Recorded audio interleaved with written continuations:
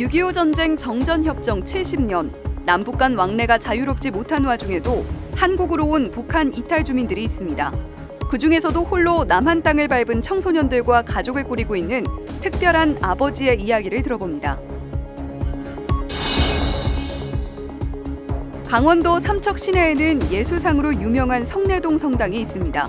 순교 성인의 숭고한 희생을 기억할 수 있는 공간이기도 한데 성내동 성당의 모습을 영상뉴스로 담아봤습니다. 교황청재단 가톨릭 사목 원조기구 고통받는 교회 돕기 ACN이 활동 보고서를 내놨습니다. 지난해에도 후원자들의 따뜻한 마음이 모인 덕분에 사목 활동 지원에 사상 처음으로 1억 유로가 넘게 사용됐습니다.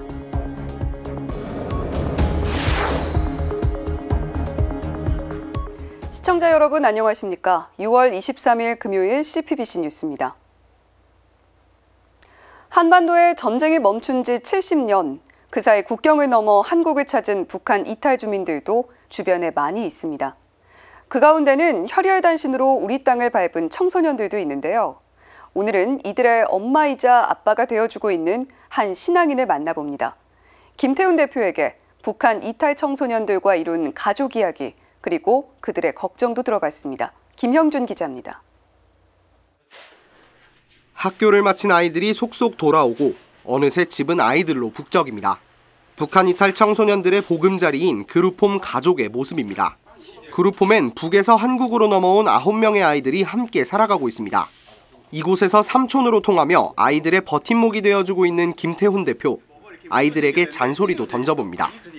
날도 가고 평일에 하루도 가고 평일에 하루 정도는 속도가 빨리 붙어야 된단 말이야. 김 대표는 서울대교구 민족화해위원회에서 봉사활동을 하다 우연히 한 북한 이탈 청소년과 연을 맺었습니다. 어려움을 겪는 아이를 혼자 둘 수 없었던 김 대표는 아이와 함께 살며 그룹홈을 만들고 우리들의 성장 이야기라는 법인을 세웠습니다.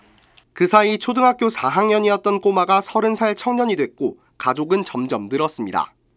처음 시작한 아이와의 인연으로 하나가 둘이 되고 둘이 셋이 되고 막 이렇게 됐던 거예요.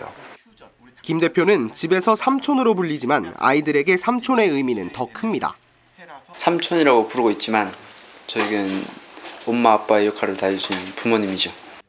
소소한 농담을 주고받는 모습이 그룹홈 이름 그대로 영락없는 가족입니다. 삼촌 사진 너무 잘 나온 것 같아. 와, 실물이 더 나아. 실물이 더 잘생겼어. 사진 잘 나왔는데 실물도 잘생겼어. 그치. 맞아. 삼촌 나. 김 대표가 북한 이탈 청소년들과 함께해온 지도 20년. 하지만 우리 사회가 북한 이탈 주민을 바라보는 시선은 여전히 차갑습니다. 김 대표는 이들이 우리와 다르지 않음을 받아들이는 것부터 인식 개선은 시작된다고 말합니다. 여러분과 다르지 않다. 이 일상의 힘을 좀 보여주려고 하고 있어요. 사실은 다를 게 없어요. 어느 집이나 연출되는 상황인 거예요. 다를 건 하나도 없더라고요. 단란하기만 한 가족에도 고민은 있습니다. 바로 이사 걱정입니다. 지금까지는 독지가들의 도움으로 주거 걱정을 덜 수 있었지만 올해는 사정이 달라졌습니다. 11월까지는 집을 비워야 하는 상황. 아이들이 꿈을 키워가는 터전이자 자립을 준비하는 공간을 마련하는 데 부침을 겪고 있습니다. 여기서 살고 있는 아이들의 집과 그다음에 앞으로 넘어올 북에서 넘어올 아이들의 집이기도 하기 때문에 잘 극복해 나가려고 하고 있어요. 그래서 많은 분들이 관심을 가져주시고 같이 기도해 주신다면 올해로 70년째 총성은 멈췄지만 여전히 가로막힌 남과 북. 김 대표는 오늘도 아이들과 함께하며 그들이 진짜 가족을 만날 날을 기다립니다. 70년 동안 정전은 이제 너무 오래했다. 우리 아이들이 빨리 고향 좀 갔으면 좋겠어요. 가족을 만나야죠, 우리 아이들은. CPBC 김형준입니다. 강원도 삼척 시내를 내려다보며 삼척 전체를 품에 안고 계신 듯한 예수님 상이 모셔진 성당이 있는데요. 원주교구 성내동 성당입니다. 초대 주임 신부인 미국 출신 맥인 신부, 한국 이름으로는 진 야고보 신부가 한국전쟁 중 순교한 성당인데요. 돌아오는 주일은 한국전쟁 종전 70년을 맞는 6.25이기도 합니다. 한국전쟁 중 신앙을 위해 순교하신 많은 그리스도인을 기억하면 어떨까요? 남창우 기자의 영상뉴스입니다. 바다와 산을 끼고 있어 한국의 나폴리라 불릴 만큼 푸른 바다로 유명한 강원도 삼척. 맑고 푸른 바다만큼 예수상으로 유명한 원주교구 성내동 성당. 언덕에 자리 잡아 고개를 돌리면 삼척 어디서나 성내동 성당이 눈에 띕니다.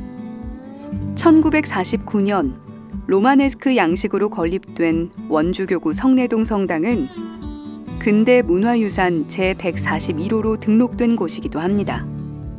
제대는 수호 성인인 성삼위를 형상화한 아치로 꾸며져 있습니다. 꽃이 만발한 성모동산에선 루르드 성모상 앞에서 무릎 꿇고 기도하게 됩니다. 십자가의 길을 걸으며 자신의 십자가를 지고 묵상을 할 수 있는 성모동산. 성당 입구 초대 주임 진야고보 신부 흉상 앞에 서봅니다. 1936년 한국에 입국한 진야고보 신부. 한국전쟁이 일어난 해 공산군에 맞서 신앙을 지키다가 순교한 사제. 내 이웃을 너 자신처럼 사랑해야 한다는 말씀을 몸소 실천한 진야고보 신부. 두 팔 벌려 삼척을 안고 있는 예수님을 마주하며 진신부의 예수님을 향한 뜨거운 사랑, 이웃사랑의 정신을 되새겨 봅니다. 진신부의 삶이 우리에게 일깨워주는 것이 무엇인지.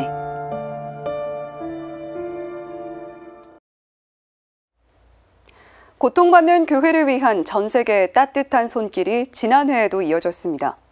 교황청재단 가톨릭 사목 원조기구 고통받는 교회 돕기 ACN이 지난해 활동 내용을 정리한 보고서를 최근 내놨는데요. 한 해 전보다 더 많은 돈이 모금됐고 사목 활동 지원에 약 1억 2천만 유로, 우리나라 돈으로 1,700억 원이 넘게 쓰였습니다.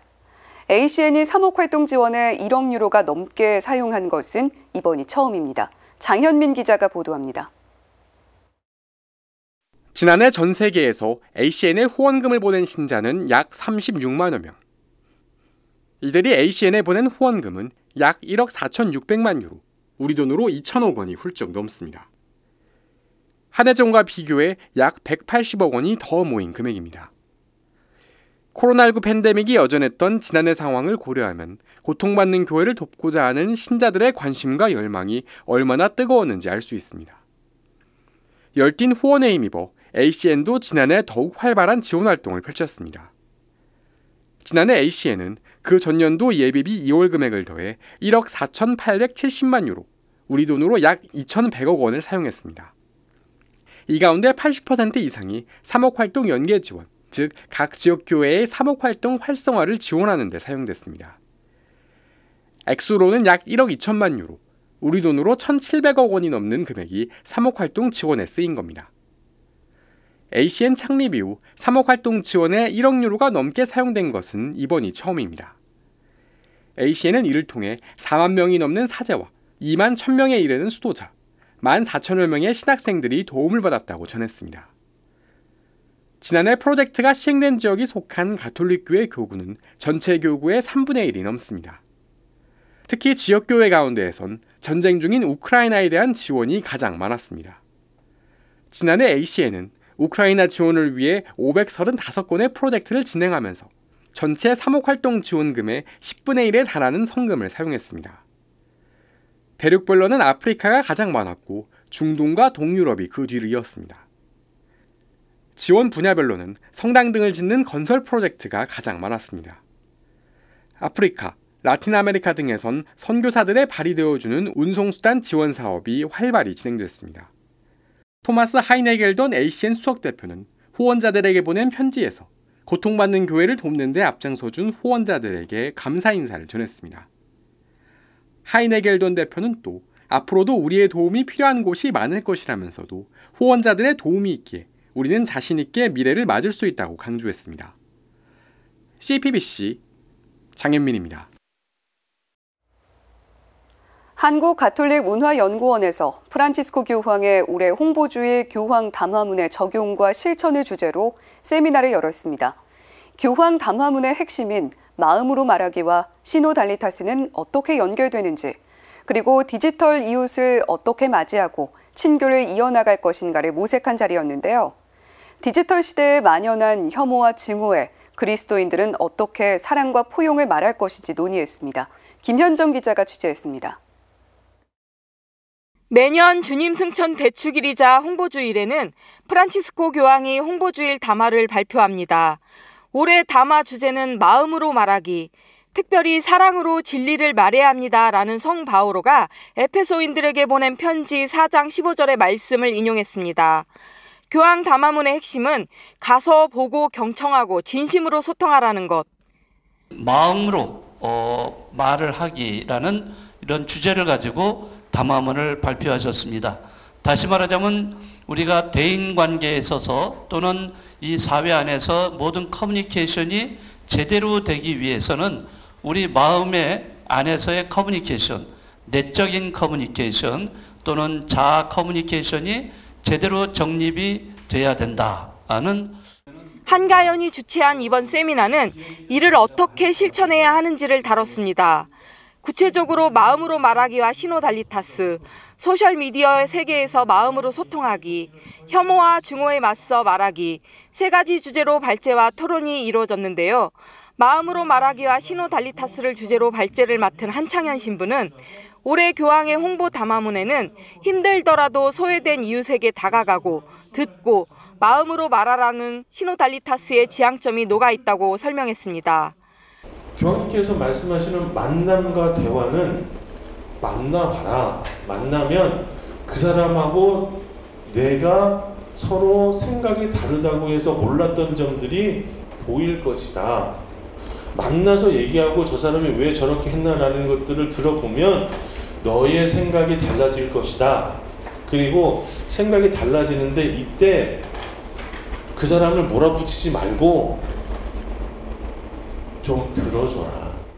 소셜미디어 세계에서 마음으로 소통하기를 주제로 발제한 최선영 교수는 교황청 홍보부가 지난달 공개한 문헌 완전한 현존을 향하여 소셜미디어 참여에 대한 사목적 성찰의 내용을 디지털 시대의 관계와 소통에 연관지어 설명했습니다.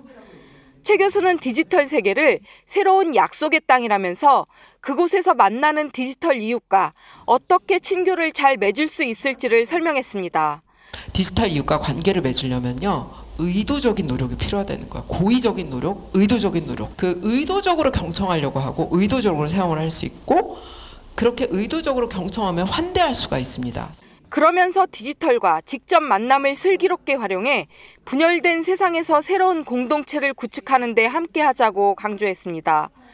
혐오와 증오에 맞서 말하기를 발제한 김지영 교수는 디지털 발달과 함께 다양화된 언론 지형 속에서 혐오와 증오를 부추기는 미디어 환경의 심각성을 지적했습니다. 그러면서 디지털 리터러시 교육이 시급하다고 주장했습니다. 많은 국민들이 그 문해력 교육의 그 바깥에 지금 방치되어 있습니다. 그래서 우리가 지금 교회 안에서도 이런 노력을 좀 할 필요가 있는데. 이날 세미나에는 서울 상봉동 본당과 청담동 본당 신자 60여 명이 함께했습니다. CPBC 김현정입니다.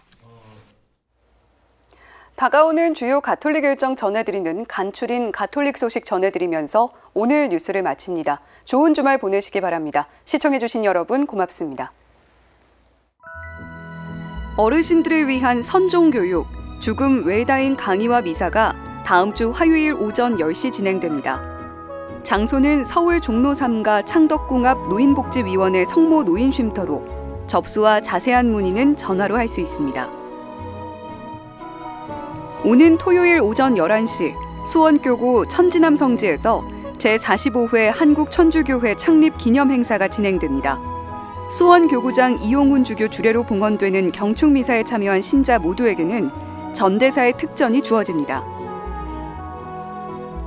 인천교구 해양사목부가 선원들의 영적 생활에 도움이 될 수 있도록 5단 묵주의 기증을 받습니다. 자세한 내용은 전화 032-765-6974번으로 문의할 수 있습니다. 의정부교구 한마음 청소년 수련원이 여름을 맞아 야외 수영장을 개장합니다. 부분 개장은 7월 1일, 완전 개장은 7월 22일부터 시작됩니다. 입장료는 만원으로 자세한 내용은 홈페이지를 참고하거나 한마음 청소년 수련원 전화로 문의하면 됩니다.